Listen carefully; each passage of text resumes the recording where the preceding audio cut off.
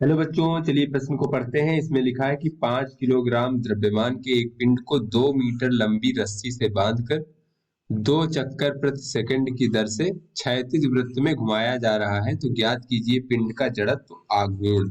तो चलिए बच्चों, इस प्रश्न की मूल अवधारणा देख लेते हैं।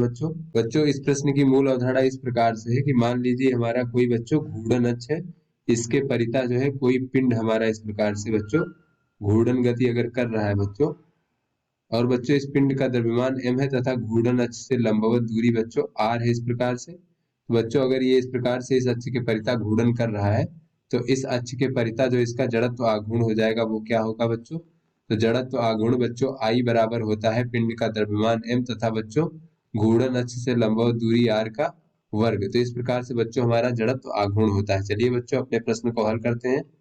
बच्चों इस प्रश्न में कहा जा रहा है कि एक बच्चों 2 मीटर लंबी रस्सी है। इस प्रकार से बच्चों हमारी रस्सी है 2 मीटर लंबी, और बच्चों कहा जा रहा है कि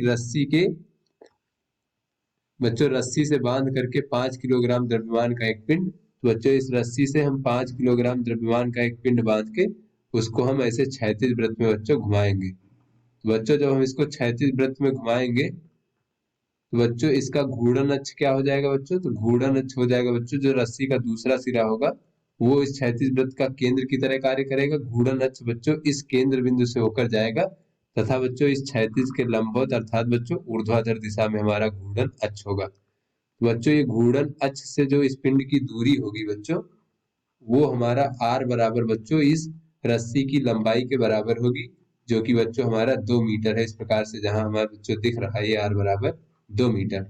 और बच्चों पिंड का द्रव्यमान m बराबर दिया गया है कि 5 किलोग्राम। तो बच्चों इस घूर्णन अक्ष के परिता इसका जड़त्व आघूर्ण क्या हो जाएगा बच्चों? जड़त्व आघूर्ण I बराबर हो जाएगा द्रव्यमान m तथा बच्चों लंबवत दूरी r का वर्ग। तो हो जाएगा बच्चों 5 गुणे बच्चों 2 का वर्ग हो जाएगा 4। तो इस प्रकार से बच्चों इसका मान हो जाएगा हमें प्राप्त हो जाएगा बच्चों, इस पिंड का जड़त्व आघूर्ण हो जाएगा 5 चौक 20 किलोग्राम मीटर वर्ग। बच्चों इस प्रकार से ये हमारा इस पिंड का जड़त्व आघूर्ण प्राप्त हो गया। तो आशा करते हैं बच्चों ये आपको समझ में आ गया होगा। धन्यवाद।